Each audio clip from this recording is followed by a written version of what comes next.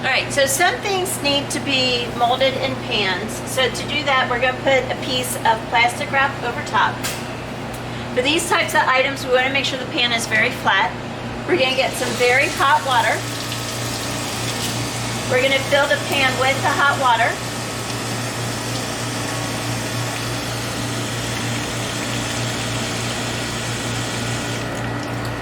And then what we're going to do is we're going to use the water, the pressure of the water and the temperature of the water to help us to get as many wrinkles out as we can.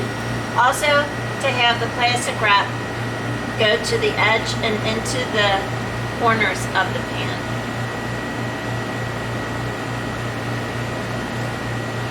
You're going to do this for your strawberry jelly. And in another recipe, you're going to do it for your honey cremeux.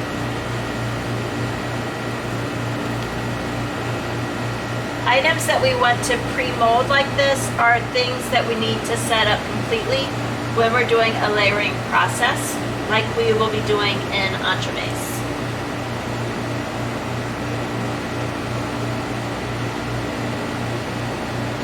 So get as much of the wrinkles out as you can. Get the plastic wrap down into the corners and then pull in the plastic wrap. Remove the excess water.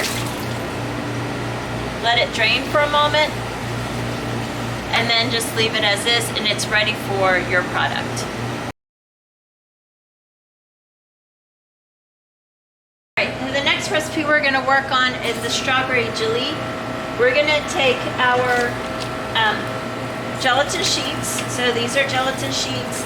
They're really nice because you can just put them in ice water. You don't have to measure water. If you have a recipe like this one, we have it listed as 5 sheets of gelatin. So the nice thing is that you can just take these. You don't have to measure the water. And you can just soak these in water. You want to make sure, one, that the water has ice in it. And two, that you put the gelatin sheets in one at a time. This way they soften up without sticking together. And you also want to make sure they're kind of like spaghetti, where they're going to be really firm at first. And then you want to go back and press down, make sure all the corners of the gelatin sheets are completely submerged in the ice water so that they get soft and it all gets hydrated equally. The reason for ice water is if the water is room temperature or warm, the gelatin sheets will go from soft to start to dissolving in the water. So if we know it's ice water and it's very cold, then it will keep it from dissolving. You want to make sure that the gelatin sheets are in the ice water for at least 10 to 15 minutes to get fully hydrated. And you don't want to leave them in there too long. You could, if you're prepping and doing things, I'd say maybe a half hour. But if you leave them in too long, they do start, even if it's still ice water, they do start to break down in the water. So you want to make sure with your gelatin sheets that you hydrate them for at least 15 minutes minimum. But try not to do it too far in advance so you don't lose any of the quality. These are silver sheets. Remember from theory class, we have bronze, silver, and gold. So the gold is the strongest. It means that it has more proteins to hold your product. Silver is in the middle, which is the one that's used most of the time with pastries. And then there's bronze. So that's the difference. All right, next we're going to make the honey cremeux. What we're going to start with is scalding our cream. So we're going to add our cream to our pot. Make sure to scrape and get everything that you measured. We are just going to scald this. So scalding means that we just have a little bit of bubbles. We don't need to bring it to a full boil. We just want to see it to start to have bubbles in it. While that's working, we can take our egg yolks and our granulated sugar. Our egg yolks and our granulated sugar. Mix those together and whisk until they're light in color.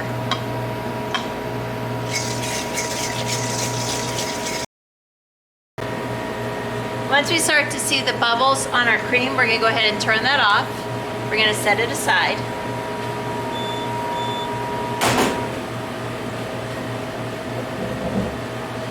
We're going to take our honey that's in our pot And right now it's a nice light color. We're gonna make it a nice amber. This way it'll produce some more flavor and have a little bit more color in our cremeux when we're finished.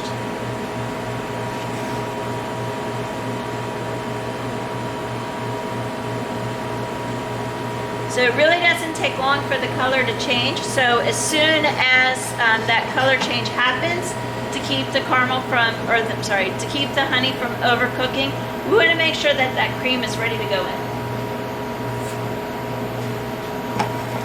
So we're going to bring this to a boil. And as the moisture leaves, the honey will start to turn to a darker amber color. Again, we want a nice dark color for flavor and color, but if we go too far, it'll be bitter. So it's can be a little bit hard to tell if it's there. So sometimes you need to kind of take it off of the heat and kind of try to evaluate through the bubbles.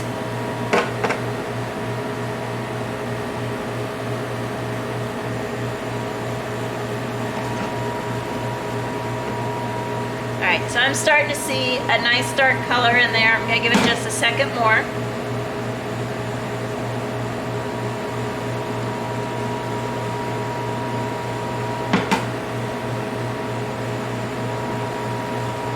All right, so now I am going to slowly add my cream. There's a lot of bubbling. I'm going to turn this off because I don't want it to bubble out of the pot. I'm going to scrape and get all my cream. So the reason for adding the cream or warming up the cream first is so when we add it to the honey, there wouldn't be as much of a reaction, and we won't have the honey setting up.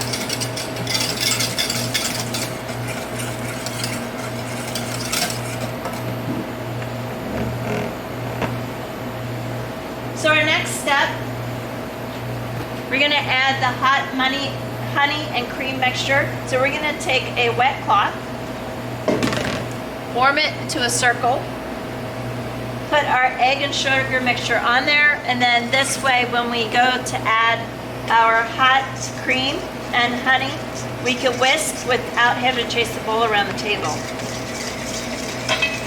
This is called tempering, and what tempering is when you're slowly adding something hot or cold to something that's volatile. So in this case, our eggs could curdle. We reduce that by mixing it with sugar first, but now we're reducing that possibility of curdling by slowly adding the warm hot cream and honey to the eggs slowly. We only need to add about half of it, and then we can go and add the rest of it to the pot, making sure to scrape and get all the parts.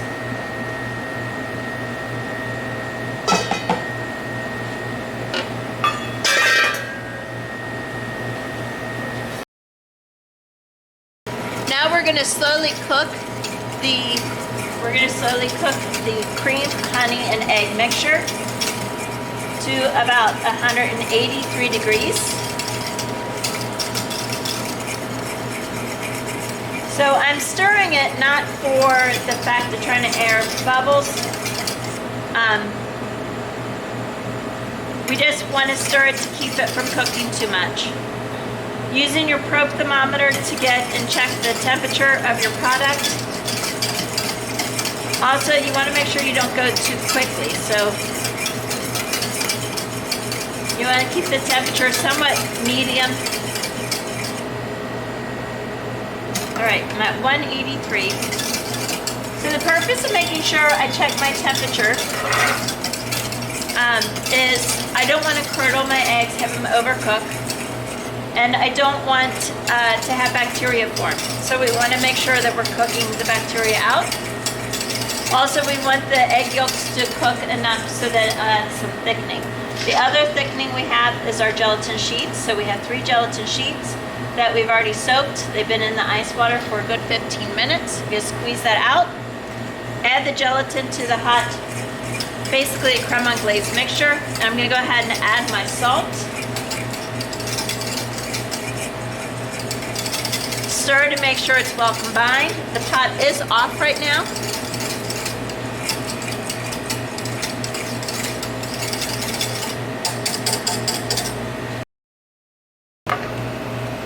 I'm gonna take my cremeux. I'm going to strain it. After I thought my gelatin was dissolved, I mix it for another 30 seconds. Again, to just ensure that the gelatin is dissolved properly.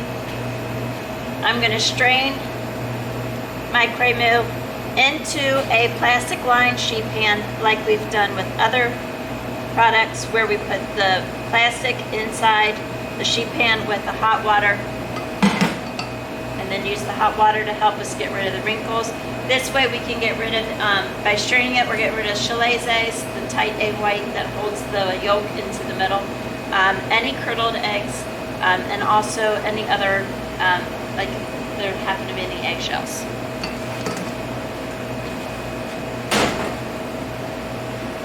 We're gonna take this, we're gonna put it in the blast chiller and let it set up completely.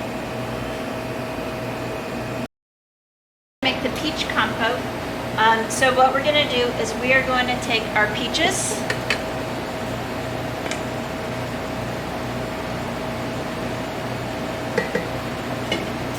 our water, and our brandy. We're gonna put those in the pot.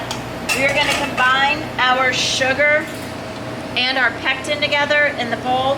Whenever you're using pectin, you want to make sure that you combine it with sugar or dilute it beforehand. This way the pectin won't clump up while it's cooking. So pectin is made, this pectin is made from apples. There's also pectin that is made from citrus fruits, which would be called yellow pectin. Some pectin has a high point where it sets up, and some is a low, so if it sets up hard or soft or quick or slow. So we're using just regular pectin in this recipe. There's another apple pectin, which is a thermo-reversible, or pectin NH, that could also be used. The difference and why you would use one over the other, I'm gonna go ahead and start cooking this. You would want to, if you want a pectin that will set up and that you'd be able to rewarm and set up again. So this regular pectin is not gonna allow you to rewarm it, just this regular apple pectin. So pectin NH, or thermo-reversible pectin, if I use that one, then I would be able to let this set up and then melt it, and then it would set back up. All right, so what we're gonna do is we're gonna bring the peaches and the liquid to just a boil.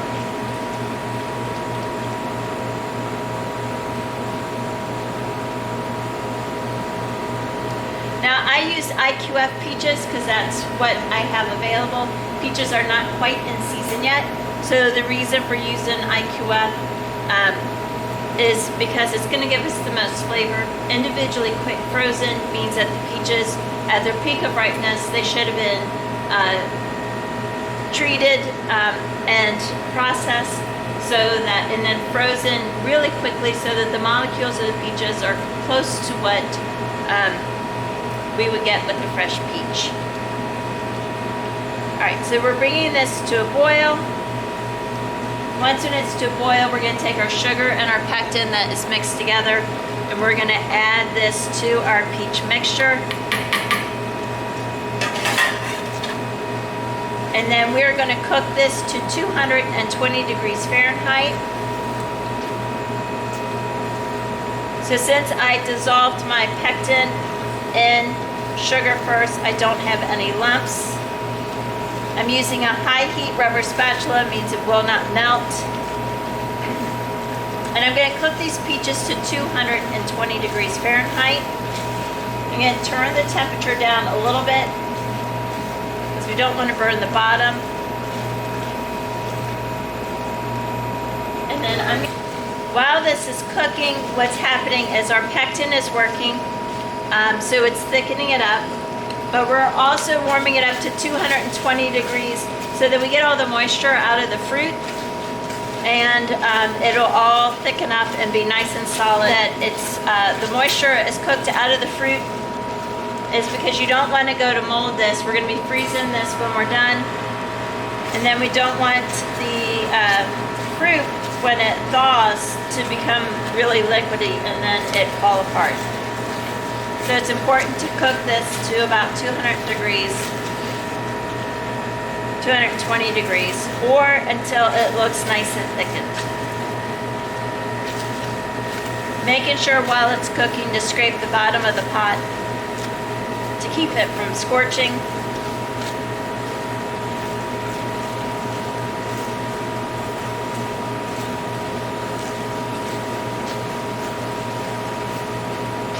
The fruit will start to break down.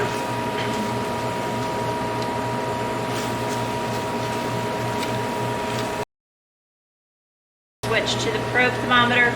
Actually get the temperature of the product inside. Making sure that it's not touching the bottom of the pot, because you don't want to read the temperature of the pot. You want the temperature of the fruit.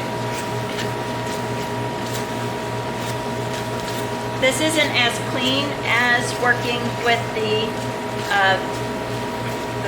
infrared thermometer, but it's more accurate for what we need.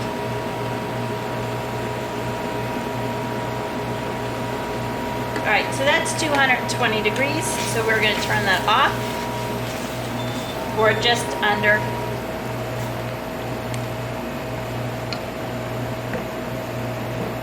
We're going to take our prepared pan with the plastic wrap with the hot water like we did before. We're going to take the peaches, spread them,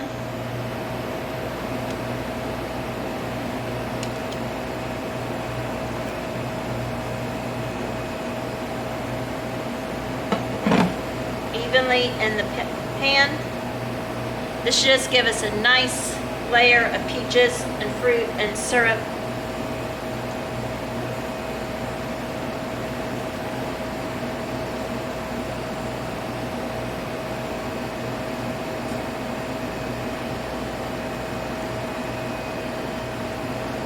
And then we're going to freeze this until it's nice and solid. It's going to make it easier to work with when we go to build our.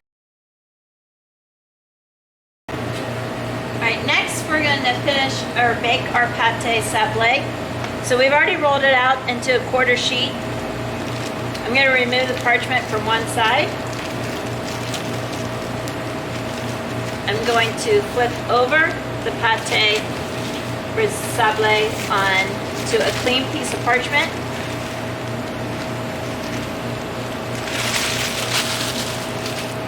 I'm going to take a second piece of parchment.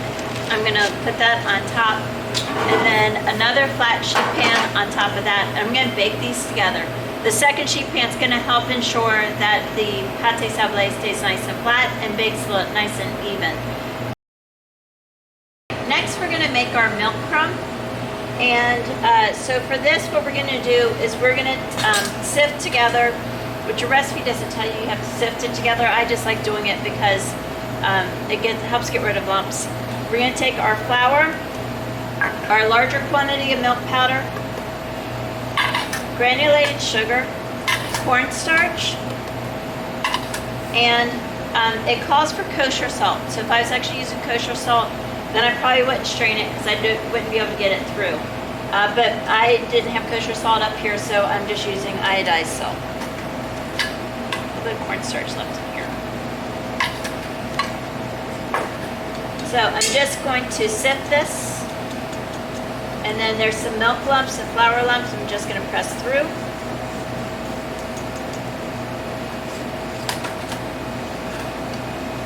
And then I already melted my butter. I'm going to add my butter.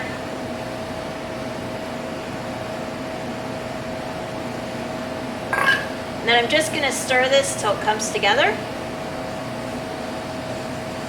I like doing this by hand because I don't want it to be too lumpy, but also because I know when I go to put it, I have gloves on anyway, which technically you don't need because you're going to be washing or baking this, but I just like wearing gloves. And I know I'm going to be putting on a sheet tray and wanting to break up these lumps a little bit, so that's why, again, I have gloves and I just did it by hand. So you're just going to break this up. I want this to be a nice, crumbly, small bit piece of garnish. We're going to bake this for about 20 minutes at 250 degrees.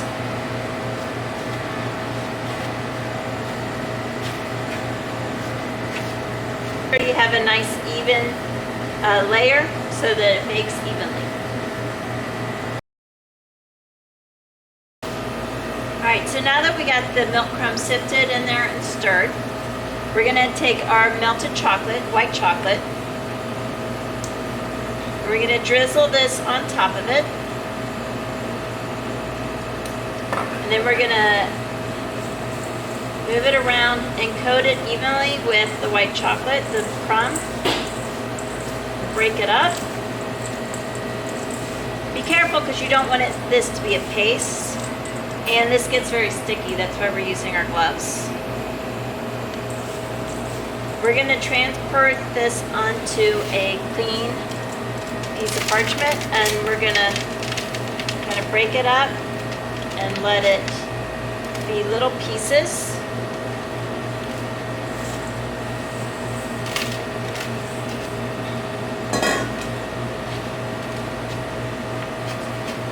Make them as small as we can.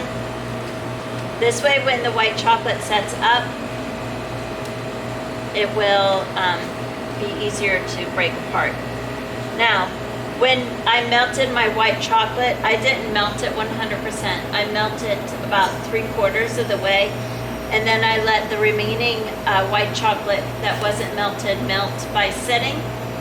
And so this way, the chocolate will set up a little bit easier. So this is ready. Once when the white chocolate sets up, it's ready to be our garnish on our Honey Cremeux with peach compote on the Pate Sable. Alright, we have our Pate Sable is baked and cooled down. Our Honey Cremeux is set, and our peach compote is nice and frozen. So I'm going to make sure I leave this on a nice flat sheet tray. I'm going to use the plastic wrap to lift up the Honey Cremeux, and you take advantage of it being stuck to the plastic wrap to manipulate and to center it onto my Pate Sable, and then remove the plastic wrap from the back side. Once I've done that, I am going to take the plastic wrap off of the other tray from the peach. And I am going to lift that off of the sheet pan. Use the plastic wrap to hold on to the peach compote. And then lay that onto the Honey Cremeux. Once when it's on there, it's really hard to move. So we're just going to go ahead and remove the plastic wrap.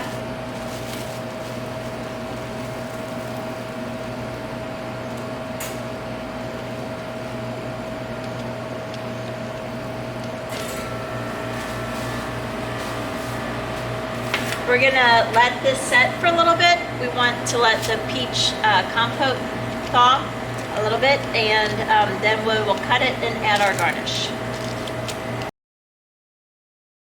Alright, so we're going to finish up our peach compote. We're going to add our garnish and cut it. So what I'm going to do is kind of score where I'm planning on cutting. So I'm just going to go down the middle and then divide that in 4. So to add my garnish, what I'm going to do is go in between the scores. I'm going to add some parchment on either side. And then when my milk crumbs set up, I chopped it up just a little bit finer. So this way I know exactly where I need my garnish to go.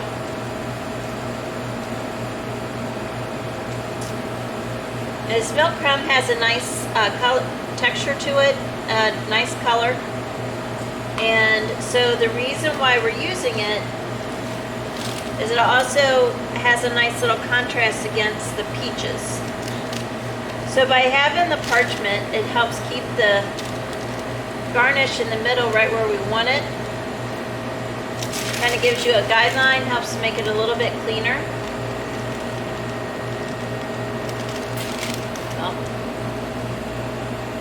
Then we'll go second to rest. So we're just going to go this opposite side and just use that as a guide. The peaches are still a little frozen, so they're not just, the milk crumb's not just sticking anywhere.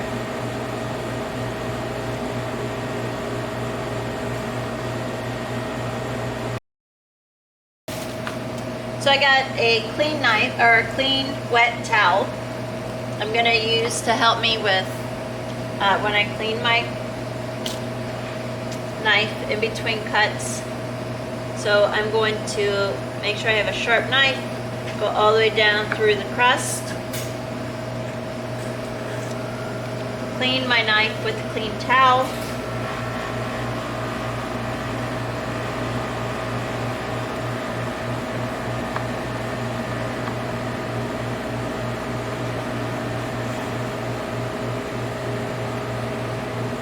make sure to always hold the blade away from you.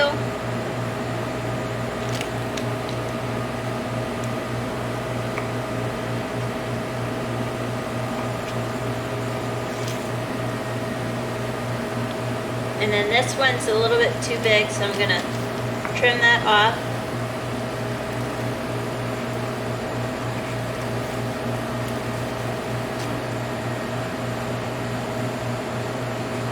I'm going to spin this, and then you can go this way. I like to trim off my edges first.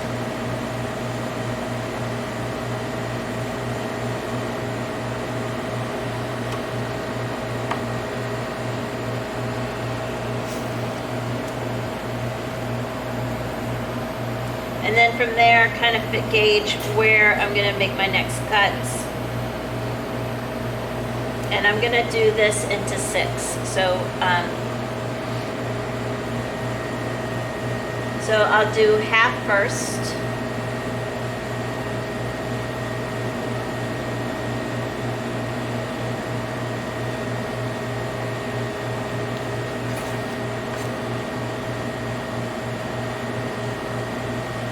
And then each half into thirds.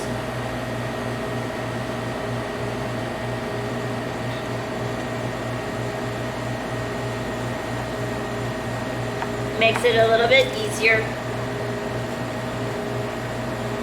if you divide it in half first, to help you have even pieces.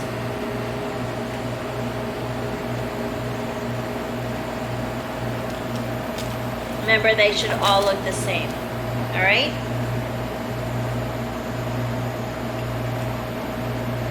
And then there is your little entremet or Pate Cremeux. Honey Cremeux on a Pate Sable with a peach